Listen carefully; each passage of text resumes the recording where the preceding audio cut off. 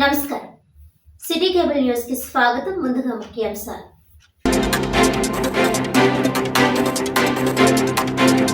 Andhra Pradesh BC OBC ఉద్యోగుల సంక్షేమ సంఘం ఆధ్వర్యంలో ఈ నెల 19న విజయవాడలో రాష్ట్ర బీసీ మంత్రుల సన్మాన కార్యక్రమం.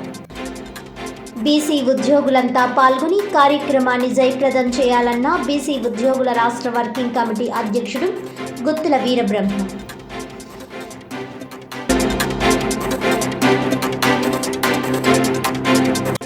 పీఠాపురం రాధాలపేట అంబేద్కర్ కమ్యూనిటీ హాల్లో జిల్లా కలెక్టర్ ఆధ్వర్యంలో ప్రజా సమస్యల పరిష్కార కార్యక్రమం. పీజీఆర్ఎస్లో అందిన ఫిర్యాదులను సకాలంలో పరిష్కరించాలని అధికారులను ఆదేశించిన జిల్లా కలెక్టర్ షాన్మోహన్ సగిలి.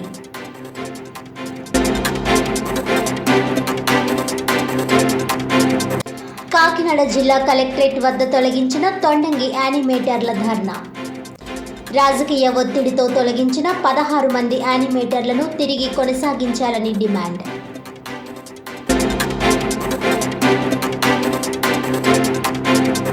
డీటెయిల్స్ చూస్తే తొండంగి మండలానికి చెందిన 16 మంది యానిమేటర్లను కొనసాగించాలని కాకినాడ జిల్లా కలెక్టరేట్ వద్ద నిరసన కార్యక్రమం చేపట్టారు. ఈ సందర్భంగా ఆమె మాట్లాడుతూ రాజకీయ ఒత్తిళ్లతో యానిమేటర్లను ఆపడం జరిగిందని, ఇటీవల కోర్టు ఉత్తర్వుల ప్రకారం 16 మంది యానిమేటర్లను తక్షణమే కొనసాగించే విధంగా ఉన్నతాధికారులు చర్యలు తీసుకోవాలని కోరారు. హైకోర్టు ఆర్డర్ ప్రకారం యానిమేటర్లను రాజకీయ నాయకులు కానీ ఇతరులు కానీ అడ్డుకోవడానికి వీలు లేదన్నారు. గ్రామ సంఘాల్లో ఎటువంటి మీటింగ్లు జరగకుండా కొంతమంది బెదిరించడం జరుగుతుందన్నారు. తక్షణం న్యాయం చేసి తమ ఉద్యోగాలు తమకు ఇవ్వాలని డిమాండ్ చేశారు. ఈ కార్యక్రమంలో వెంకటలక్ష్మి, శ్రీలక్ష్మి, లక్ష్మీ ప్రణితి, శ్యామల తదితరులు పాల్గొన్నారు. మాది తొండంగి మండలం అండి. మేమందరం కూడా వివోఎస్గా చేస్తున్నాం. అయితే మాకు ఏ విధమైన నోటీసు ఏమి కూడా ఇవ్వకుండా మమ్మల్ని జాబ్లో నుంచి అందాక ఆపడం జరిగింది. ఎందుకు ఆపారో మాకు తెలియక మేము ఏం చేసామంటే హైకోర్టుని ఆశ్రయించడం జరిగింది. హైకోర్టుని ఆశ్రయిస్తే హైకోర్టు ఏమని చెప్పిందంటే గ్రామ సంఘం కానీ ఏపీఎంలు కానీ సీసీలు కానీ ఎవరు కూడా మమ్మల్ని తొలగించడానికి లేదు, వాళ్ళ విధుల్లోకి అడ్డు రాకండి మాత్రమే వాళ్ళు చెప్పడం జరిగింది. అయితే మా ఏపీఎం సార్ ఏంటంటే మమ్మల్ని తీర్మానాలు పట్టుకొని రమ్మంటున్నారు. మేము తీర్మానాలు పట్టుకొని రావడానికి అందులో రూల్ లేదు కదా, మమ్మల్ని తీయలేదు చేయలేదు, ఎలా తీర్మానాలు పట్టుకు వస్తామని సార్ అని మేము అడగడం జరిగింది. అయితే వాళ్ళు కొత్త వాళ్ళకి ఇచ్చి వర్క్ చేస్తున్నారు. మా ఐడి నెంబర్స్తో మాతో చెప్పకుండా మా ఐడి నెంబర్స్ మొత్తం అన్ని కూడా వాళ్ళకి ఇచ్చేసి ఇంకొక అమ్మాయిని పెట్టి వర్క్ చేస్తున్నారు. మేము అడిగాం అది కూడా, అదేంటండి మా వర్క్లు కదా మేము కదా చేయాలి, ఇంకొకరు ఎలా చేస్తారని మేము అడిగాం. కానీ ఆయన దానికి ఏ విధమైన రెస్పాన్స్ కూడా ఏం చేయట్లేదు. మాదొక మండలము తొండంగి అలాగే ఉంది, తుని ఒకటే ఉంది. ఓన్లీ ఏపీఎం సార్ మా ఇద్దరికి కూడా ఒకరే ఇన్ఛార్జ్గా అక్కడ వేశారు. మాకేమో ఏపీఎంగా ఆయన ఇక్కడ ఉన్నారు. ఓన్లీ మా మండలం మాత్రమే ఇలా చేశారు. ఇంకే మండలాలకు కూడా ఈ ఇష్యూ లేదు. మేము అడగడం జరుగుతుంది కానీ తీర్మానాలు చేయండి అంటున్నారు. తీర్మానాలు కొత్త వాళ్ళు ఇచ్చారు. మేము ఫస్ట్ సరే తీర్మానాలు తెమ్మంటున్నారు కదా అని మేము గ్రామ సంఘంలో తీర్మానాలన్నీ కూడా జరిగింది. కానీ వీళ్ళు ఏం చేశారంటే ఆయన వెళ్ళి మరలా ఈ పైన ఇంకొకరికి ఫోన్ చేసి ఇంకో కొత్త వాళ్ళని తీసుకొచ్చి తీర్మానాలు ఇమ్మని చెప్పారు. మేము తీర్మానాలు ఇచ్చే రోజులు వాళ్ళు ఎలా ఇస్తారు తీర్మానాలు, మేము ఆల్రెడీ ఇచ్చాం కదా, ఆయన మేము కోర్టు నుండి వచ్చామంటే మాకు ఒక్కటి కూడా రెస్పాన్స్ చేయట్లేదు. మీరు వెళ్ళండి అమ్మా ఓపీలు తీసుకొచ్చుకోండి అన్నారు. మేము ఓపీలు తెచ్చుకోవడానికి మేము హైకోర్టు అలా రాలేదు కదండి, ఎలా వచ్చిందో మీరు ఒకసారి చూడండి అంటే చదివామమ్మా అన్నీ చేశాము.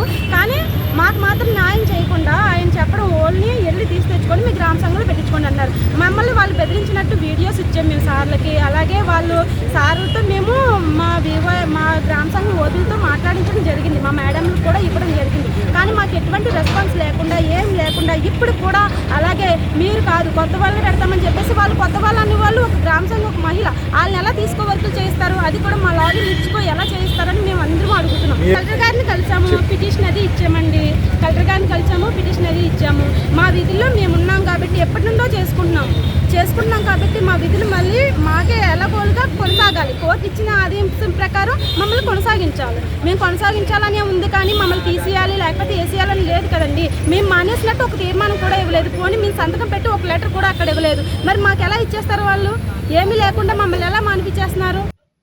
కాకినాడ జిల్లా జగ్గంపేటలో గల ఎన్టీఆర్ కాంస్య విగ్రహం వద్ద ప్రతి సోమవారం దాతల సహకారంతో నిర్వహిస్తున్న అన్న క్యాంటీన్ కు రాజస్థాన్ మార్వాడీలు స్వర్గీయ లక్ష్మీదేవి సోగారం దంపతుల జ్ఞాపకార్థం వారి కుమారులు భరత్ మాలి, కైలాష్ మాలి, రమేష్ మాలి ఆర్థిక సాయం అందించారు.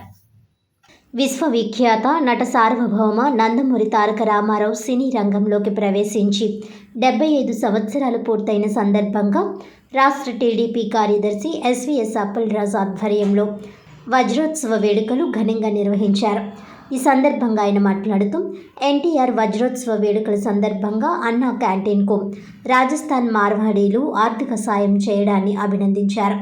జగ్గంపేట పట్టణానికి ప్రభుత్వం అన్నా క్యాంటీన్ శాంక్షన్ చేసిందని, తొందరలోనే భవనం నిర్మాణం పూర్తి చేస్తామని అన్నారు.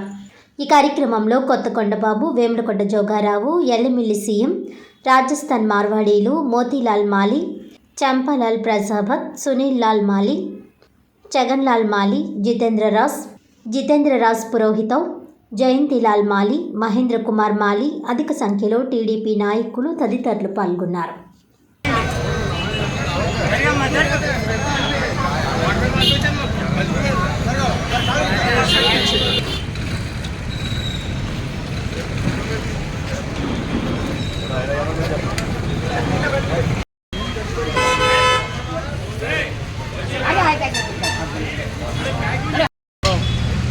ఈరోజు మరి ఎన్టీ రామారావు గారు సినీ రంగంలో ప్రవేశించి 75 సంవత్సరాలు పూర్తవటం జరిగింది.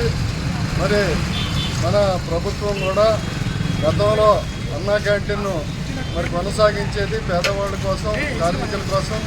మరి వైఎస్ఆర్ ప్రభుత్వం వచ్చి మరి అందరి నోట్లోనే మట్టి కొట్టినటువంటి పరిస్థితి ఉంది. మరలా మనకే మరి అన్నా క్యాంటీన్ శాంక్షన్ అయినప్పటికీ ఇంకా నిర్మాణం లేదు.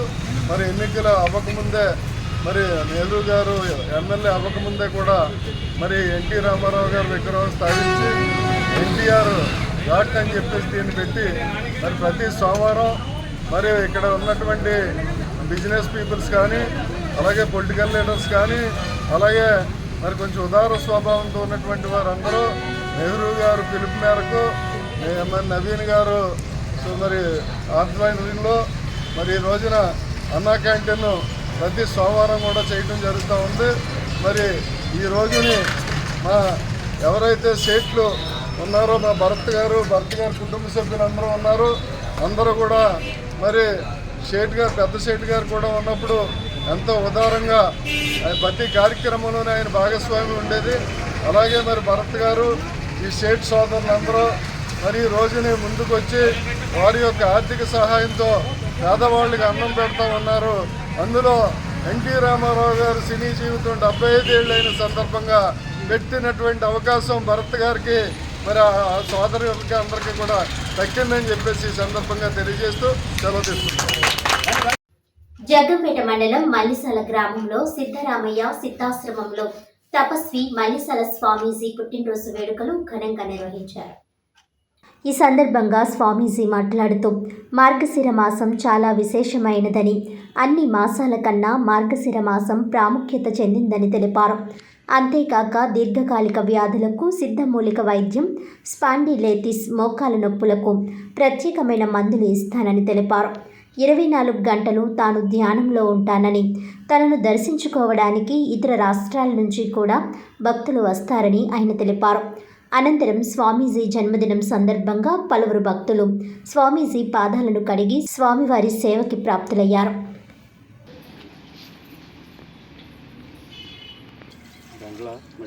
हस्तयोः अर्घ्यं समर्पयामि। भवाग्रवाय नमः। मुखे आचमनीं समर्पयामि। वामदेवाय नमः।